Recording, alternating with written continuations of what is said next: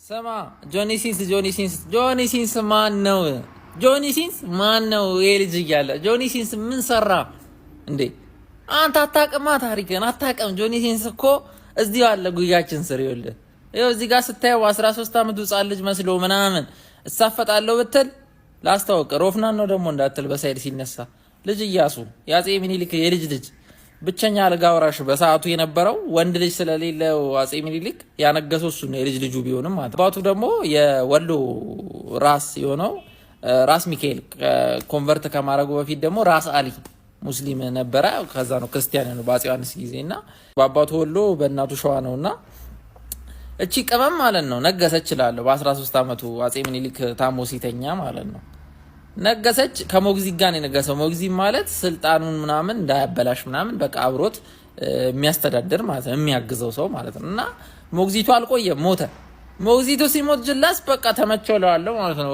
አስበዋል። ቲኔጀር እኔ በ13 ዓመቴ እኮ ከልጃገረዶች ጋር ገና መከምሽ እየተጫወትኩ ነበር። የምሬን እኮ ጅላስ ሀገር ኢትዮጵያ የሚያክል ደግሞ አስቸጋሪ ህዝብ ያለበት ነገር አስተዳደር አለገባበት እና ይሄ ልጅ ምንድነው አንድ አመል አለበት፣ ከባድ አመል።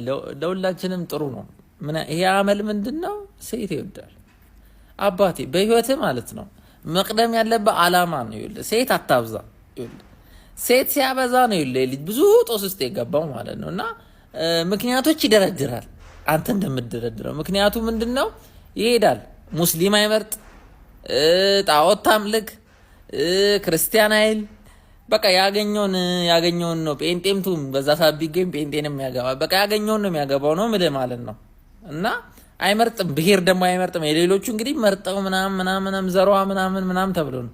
ጅላስ ምንም ትሁን ማለት ነው፣ አፋርቱን ሱማሊቱ ምናምን አይጨንቀውም ነው ምልህ ማለት ነው። እና ይሄ ነገር አስጠመደው በማን መሀል ላይ ባሉት በሸዋ ነገስታቶች። ጅላስ ወሎዬ ነው፣ ምን ያርግሽ? ወሎዬ ሃይማኖት ምናምን ብሄር ምናምን ብዙ ማያካብድም ታውቃለህ። እና ሙስሊምም እየሄደ ያገባል። እሱ የሚለው ምንድነው?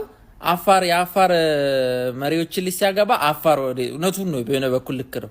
አፋር ሱማሌንም እንደዚህ ሁሉንም እየቀላቀለ ከሁሉም ቦታ አግብቶ በሁሉም ተቀባይነት ያለው መሪ ለመሆን ነው። እና ንግስናዬን ሁላ ክራውኑን ሁላ አላደርግም፣ መች ነው ፈረሴ ከቀይ ባህር እስኪጠጣ ድረስ በፍጹም አልነግስም ብሎ ዝም ብሎ በልጅ እያሱነት ነው የቀጠለው። እና አይቀመጥም መሀል ላይ። እና ናቃቸው። ያጠፋው ነገር እሱ ምንድነው? መሀል ላይ ያሉት የሸዋዎቹ ናቃቸው። አባቱንም ብዙ ስልጣን ሰጠው፣ አነገሰው፣ ብዙ ምድር ሰጠ ለአባቱ እና መስጊድ ሰራ። አስጠመደው። ይሄ ነው ምልህ ማለት ነው። እና ትንሽ በቃ ኦቨር የሚመስሉ በዛ ሰዓት በተለይ በጣም ከባድ የሆኑ ሙስሊምነቱ የሚያመላክቱ ብዙ ነገሮች አደረገ። ከሙስሊም ጋር ያገባል፣ የሙስሊም ስጋ ይበላል። ይሄ ነገር በዛ ሰዓት ማለት በጣም ነውር ነው። በቃ በጣም ከባድ ነገር ነው። ገብቶሃል ማንዬ? እንዳሁን ዘመን አርጋቴው እና መስጊድ አሰራ። ቤተክርስቲያንም ግን ያሰራ ነበር። ቀጨኔ መድኃኒዓለም አሁን ምንም በቃ ልጁ ያጠፋው ነገር ከሸዋዎች ጋር ተጠማመ። ሸዋዎች ደግሞ ከእንግሊዝና ከፈረንሳይ ጋር ሄደው አበሩበት ማለት ነው። እና ምንድነው ቀላሉ ወይ ሸዋዎች ማለት እነ ራስ ተፈሪ፣ ቀጣይ ኃይለ ሥላሴ ሆነ የነገሰው ራስ ተፈሪ እና እነ አብተ ጊዮርጊስ ናቸው። እኚህ ሰዎች ማለት ከባድ ስማርት ጂኒየስ የሆኑ ሰዎች ናቸው። ከእንግሊዝና ከፈረንሳይ ጋር ተባበሩ፣ ሰለመ ብለው አስወሩ። በቃ ቀላለው ጣሉት እና ንግስናው ተወሰደ። ዘውዲቱ የእሱ አክስት ወይም የሚኒሊክ ልጅ የሆነችው ዘውዲቱ ነገሰች። ከዛ ጦርነቶች ምናምን ተደረጉ። እሱ ረጅም ነው።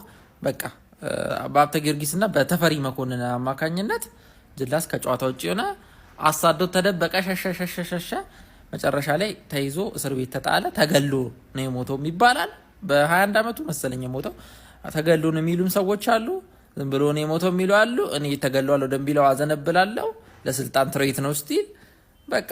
እና ራስ ተፈሪ ቆብጠት ዳረገው። ከዘውዲቱ እንደ ሞግዚት ይዞ ያዘው ስልጣኑን እላለሁ ማንዬ።